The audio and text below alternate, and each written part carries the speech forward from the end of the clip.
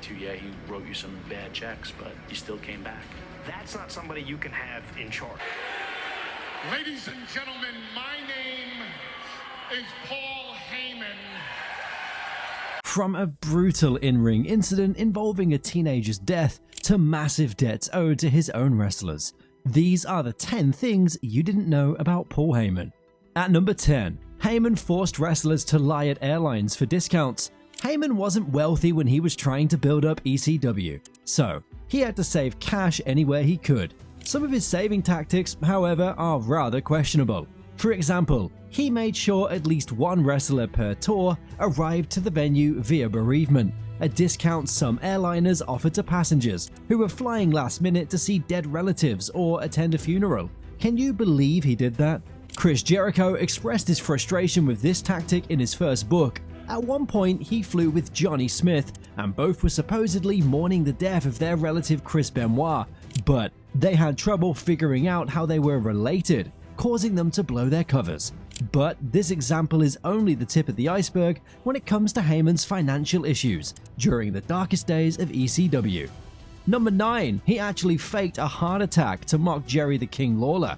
Paul Heyman, known for his on-screen antics and stirring up controversy, often blurs the lines between entertainment and insensitivity. One notable incident that sparked widespread debate was during an episode of Raw, where Heyman faked a heart attack to mock Jerry the King Lawler. This act wasn't just a random storyline, it had a real-life connection. Lawler had previously suffered an actual heart attack during a live broadcast of Raw. WWE, known for turning real-life events into storylines, used this incident to create a narrative involving Heyman and his client, CM Punk. However, this particular move crossed boundaries for many. Even Stone Cold Steve Austin, no stranger to controversial moments in wrestling, expressed his disapproval. In an interview with the Baltimore Sun, Austin didn't mince words. He acknowledged the need to push boundaries in wrestling, but emphasized that there are limits, especially when someone's life is at stake. He pointed out the immense contributions Lawler has made to wrestling as a performer, a promoter, and a broadcaster. For Austin, mocking Lawler's near-death experience was not just in poor taste, but it also detracted from the essence of generating genuine heat in wrestling storylines.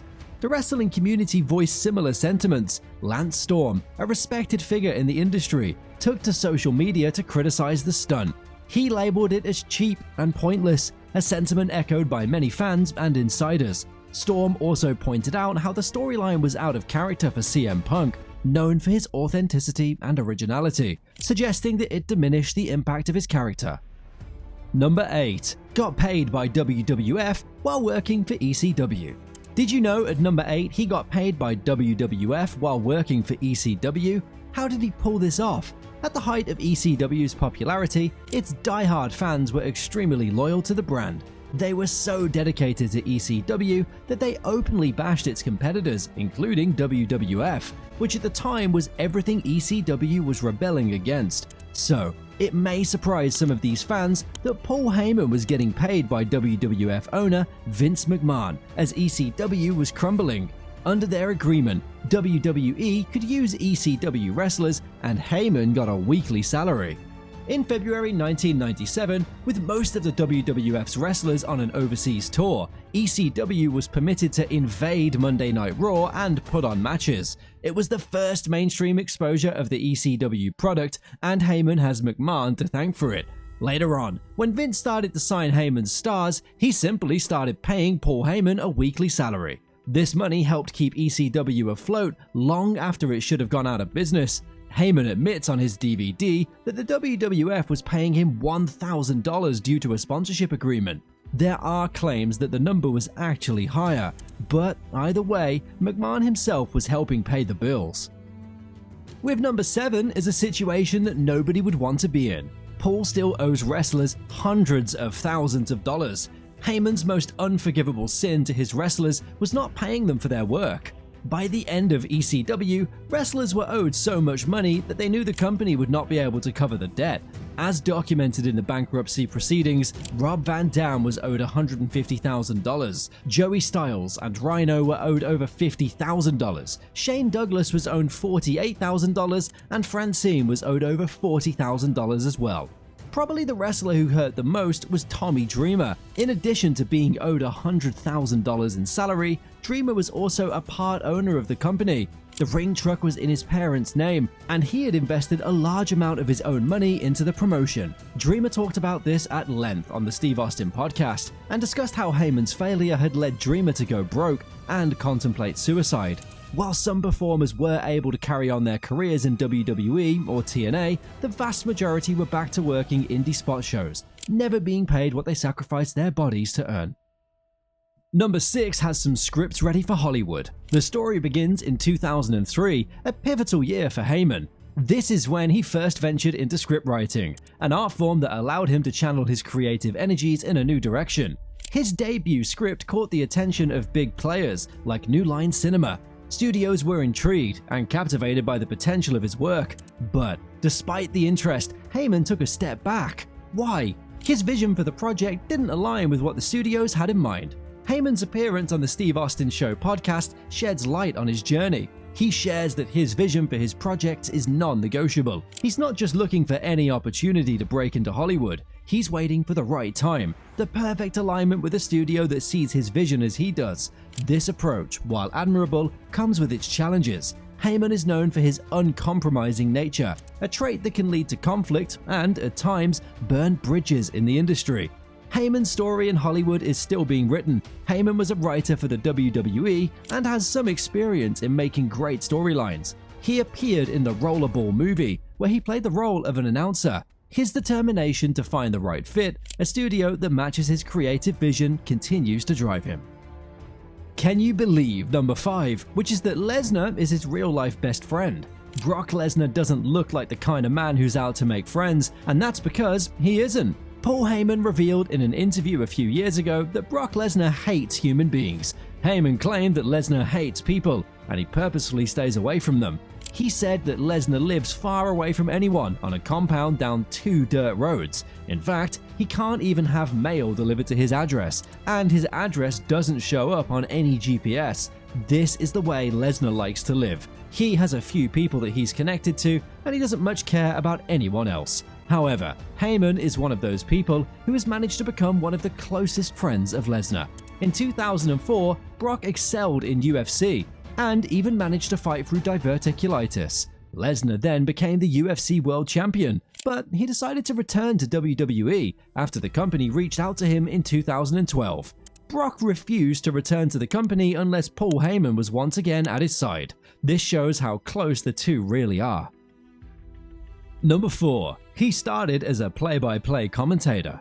Before Paul Heyman became known for his extreme wrestling promotions and managing champions, he was captivating audiences in a different way.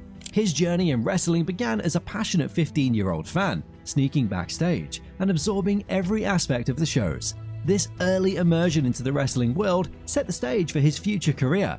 Heyman quickly transitioned from a fan to a key player in the industry, starting with booking local wrestling shows. His natural progression led him to a commentator role in the late 80s and early 90s, where he shared the booth with the legendary Jim Ross. The pairing of Heyman's energetic style with Ross's authoritative voice created a dynamic commentary duo that captivated audiences. More than just calling the moves, Heyman's commentary was a masterclass in storytelling.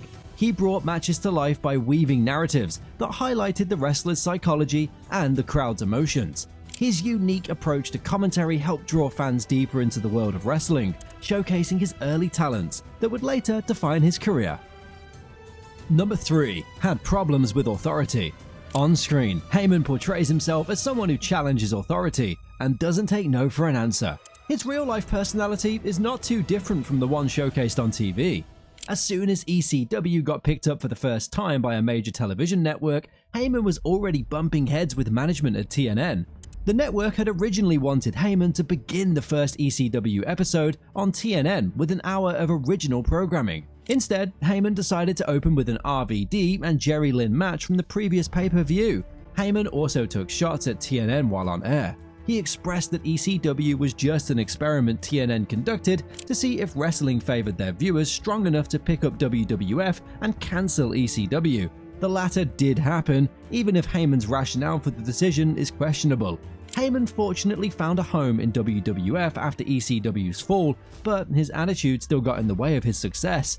Stephanie McMahon eventually suspended Heyman. "He could not handle not being boss," said Stephanie during an interview for WWE's 2014 documentary, Ladies and Gentlemen, My Name is Paul Heyman. Heyman's biggest issue with WWE, perhaps, was his disapproval of how the company rebooted ECW, something Heyman has dedicated his life to. "It was so bad, it was so miserable," Heyman said in an interview for his documentary. Coming in at number 2, Paul put all flight charges on a wrestler's personal credit card. In the early days of ECW, it was common for wrestlers to wear other hats when they were not kicking butt in the ring. Tommy Dreamer, for example, sold merchandise and promoted house shows at some point in his ECW career. Chris Candido's other job was buying plane tickets for the ECW roster. Candido would purchase the tickets with his personal credit card and Heyman would pay him back. The agreement soared towards the end of Candido's stint with ECW, however. Heyman stopped paying him back and eventually fired him. Candido left ECW with more than $170,000 in travel expenses that he never got reimbursed for. Heyman even got Candido to sign a contract explaining that he would not sue Heyman or ECW for the money he was owed if Heyman dissolved Candido's contract with ECW. The move would allow him to go to WCW. At the time, that's where Candido had his eyes set. Nonetheless, he left ECW broke and ended up selling his house to stay afloat. He said Heyman never explained to him why he was fired. The number one thing in which Paul Heyman doesn't like to talk about because it happened when he owned the company. One of ECW's most controversial moments involved a teenager being cut open in the ring and ended up in the hospital. ECW almost ended up in court. It happened in Massachusetts in 1996 when ECW superstar Axl Rotten was scheduled for a match against New Jack and Mustafa of the Gangsters. Rotten failed to show up at the venue that night. Of course, the show must go on. So, a 17-year-old named Eric Kulis, or Mass Transit, the wrestling bus driver, decided to replace Rotten. Kulis lied to ECW about being older than 18 and having been trained by Killer Kowalski. In fact, the teenager was very inexperienced. He was supposed to bleed during the match, so he asked New Jack to blade him. Jack's incision went too deep, causing blood to shoot from Kulis' forehead during the match. As bloodthirsty fans looked on and Jack continued his assault on Kulis with weapons, Kulis' dad rushed to the ring trying to stop the match. Kulis received 50 stitches and it took EMTs about 10 minutes to stop the bleeding. He eventually filed a lawsuit against ECW, but it was dismissed because he had falsified his records. Eric Kulis died in May 2002 at the age of 22 after complications following gastric bypass surgery. Now that you know some crazy things about Paul Heyman, click this video to find out some exclusive things about Randy Orton. Randy is one of the best wrestlers in the WWE.